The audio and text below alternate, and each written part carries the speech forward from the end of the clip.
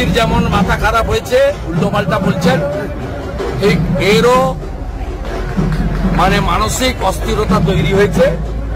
বুঝতে পারছেন যে 5-6 টার্মের এমপি, দিল্লির বাংলো, কেন্দ্রীয় সরকারের দেওয়া সিআরপি, সামনে পুলিশের পাইলট কার, সমস্ত স্ট্যাটাস 4 জুনের পরে শেষ হয়ে যাবে।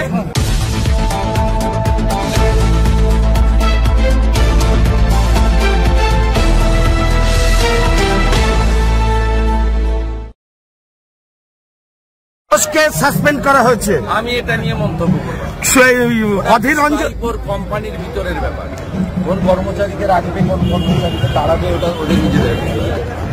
তৃণমূল কোনো রাজনৈতিক দলই নয়, একটা প্রাইভেট লিমিটেড কোম্পানি, বিভিন্ন স্তরের কর্মচারী আছে, contractual, casual, part timer, group D, group C. Adhir Ranjan বলছে তৃণমূল করার থেকে বিজেপি করা ভালো। ও ওখানে বিজেপির যে ভোট ব্যাংক কারা আছেন আমি বলছি না, সেই ভোট ব্যাংকটাকে ডিস্টার্ব করতে চাইছে, এটা কৌশল। আমি নওদাতে সতর্ক করে দিয়েছি, কারণ 19 সালে উনি ভারতীয় জনতা পার্টি ভোটারদের বলেছিলেন আমি তৃণমূলকে হারিয়ে দেবো, তোমরা আমাকে ভোট দাও, আমি জেতার পরে মোদীজির সঙ্গে কাজ করব। উল্টে নরেন্দ্র মোদীজির 5 বছর ধরে কুৎসিত অশালীন আক্রমণ লোকসভাতে উনি করেছেন। উনি একটা সময় নরেন্দ্র মোদীজির মতো মানুষ, যাকে লোক হিমালয় পর্বতের মতো, গঙ্গার মতো রেসপেক্ট করে ভারতবর্ষের জনগণ, তাকে নর্দমার সঙ্গে তুলনা করেছিলেন এই অধীর রঞ্জন চৌধুরী। তাই এবারে ভারতীয় জনতা পার্টির ভোটাররা ডক্টর নির্মল শাহকে ভোট দেবেন। তিনি বিভ্রান্ত করার জন্য এটা করছেন, এতে কোনো লাভ হবে না।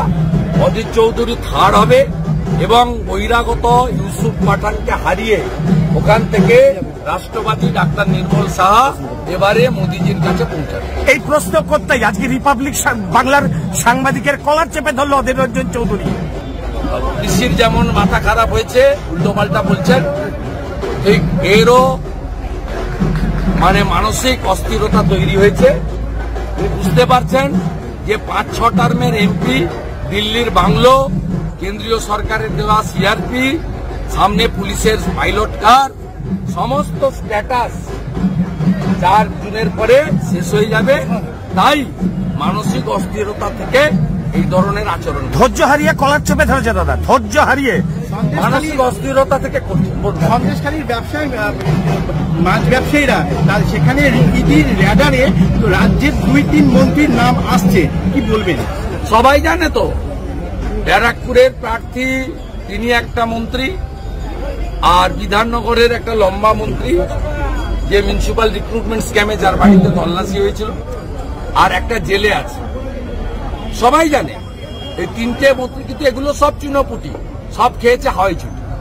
বারংবার বিজেপি কর্মীদের ওপর আক্রমণ, নবদ্বীপেও আক্রমণ করা হয়েছে, সেখানে রীতিমতো আহত হয়েছেন।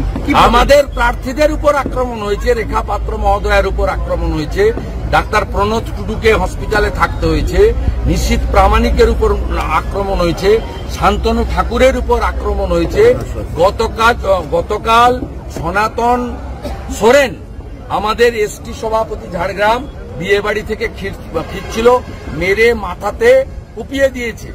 এরা ট্রাইবাল শিডিউল কাস্টদের দেখে দেখে আক্রমণ করছে, কারণ এসসি এসটি ওবিসিরাই হচ্ছে মোদীজির আসল ভোট ব্যাংক, এদের উপরে টার্গেট করে আক্রমণ করা হচ্ছে। মুখ্যমন্ত্রী মমতা বন্দ্যোপাধ্যায় যেখানেই যাচ্ছেন সেখানে 2-1টি স্ল্যাং ইউজ করছেন, এবং মুখ্যমন্ত্রী যেখানেই যাচ্ছেন সেখানে মাঝে মাঝে 2-1টি স্ল্যাং ইউজ করছেন, বাংলা বাজে কথা বলছে, মুখ খারাপ করছে, খারাপ করে ফেলছে। ওই জন্য ভালো ব্লিচিং আর ফিনাইল আমরা আনাচ্ছি। অমিত শাহ বাইরে থেকে এসেছেন, বাংলার নামে ষড়যন্ত্র করছে, উত্তর দেবে বাংলার মানুষ, কি বলবেন? ইউসুফ পাঠানকে কোথেকে এনেছেন উনি? কীর্তি আজাদ কোথা থেকে এসেছে? শত্রুঘ্ন সিনহা কোথা থেকে এসেছে? উনি বাংলার রাজ্যসভার আসন সাকেত গোখলেকে দিয়েছিলেন, তখন বাংলা বাঙালি বলেছিল। সুস্মিতা দেব কোথাকার লোক, তাকে রাজ্যসভার আসন দিয়েছেন। নিজের বেলায় আটি-সাটি, পরের বেলায় নাই।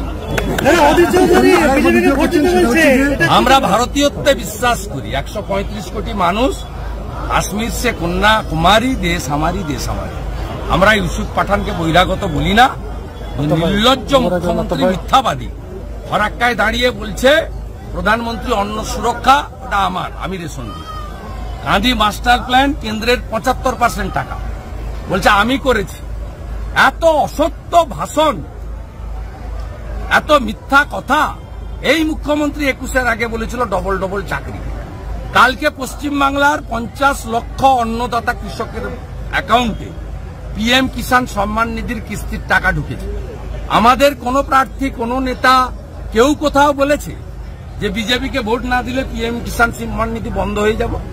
আর আপনি মহিলাদের কাছে গিয়ে ভয় দেখাচ্ছেন যে লক্ষ্মী ভান্ডার বন্ধ হয়ে যাবে। দাদা, অধীর চৌধুরী বলছেন একটি সভায় যে তৃণমূলকে ভোট না দিয়ে বিজেপিকে দেওয়া অনেক না, ও বিজেপির ভোট ভাঙতে চাইছে। ও এই কায়দা করে গতবারে বহরমপুর সহ আমাদের যে দুর্গ, যেখানে বিজেপির ঘাঁটি, সেখানে মেসেজ দিতে চাইছে। গতবারেও বলেছিল আমাকে তোমরা জেতাও, ঠাকুর মশাইকে জেতাও না, আমি দিল্লি গিয়ে মোদিজিকে সমর্থন করব। গত 5 বছর সবচেয়ে বাজেভাবে প্রধানমন্ত্রীকে যদি আক্রমণ করে থাকে on the floor of the house, সে হচ্ছে অধীর চৌধুরী। আজকে যিনি নরেন্দ্র মোদীকে নর্দমার সঙ্গে তুলনা করেছেন, তাকে বিজেপি প্রেমী রাষ্ট্রবাদী একজন ভোটারও ভোট দেবে না। এটা অধীর চৌধুরী ভালো করে দোকান খুলে শুনে রাখে। দাদা, আজকে খড়গ্রামে লক্ষ্মীর ভান্ডারে টাকা বাড়ানো হয়েছে, উল্টো দিকে দেখছি যে বিদ্যুতের মাসুল বেড়ে গেল, এটা কি পরিপূরক? 9 টাকা 22 পয়সা করেছে। ভয়ঙ্কর অবস্থা। জমি কেনা বেচা, ট্রেড লাইসেন্স, আপনার সব জায়গায় মিউটেশন, কনভার্সন, সর্বত্র ঘুরিয়ে টাকা বাড়িয়ে জনগণকে শেষ করছে। এবং 1000 টাকা দিয়ে 800 টাকা ডিয়ার লটারির দোকানে রয়ে যাচ্ছে।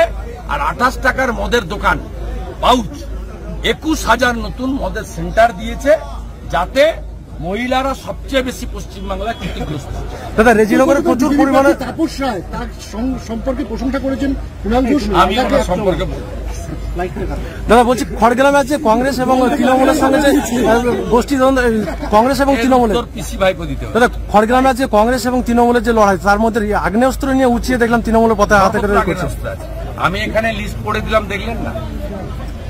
55 জন সংখ্যালঘু মোট মারা গেছিল পঞ্চায়েত ভোটে। 27 জন হচ্ছে মুসলিম, তার মধ্যে 17 জন মুর্শিদাবাদ। মুর্শিদাবাদে সন্দেশখালীর মতো যেখানে হাত দেবেন, বেলডাঙ্গা রেজিনগরে তো আপনি যেখানে হাত দিবেন সেখান থেকে অস্ত্র পাওয়া যাবে, বোমা পাওয়া যাবে, নওদাতেও পাওয়া যাবে, হাবিবের ঘরে গেলে ওর ঘর থেকে পাওয়া যাবে।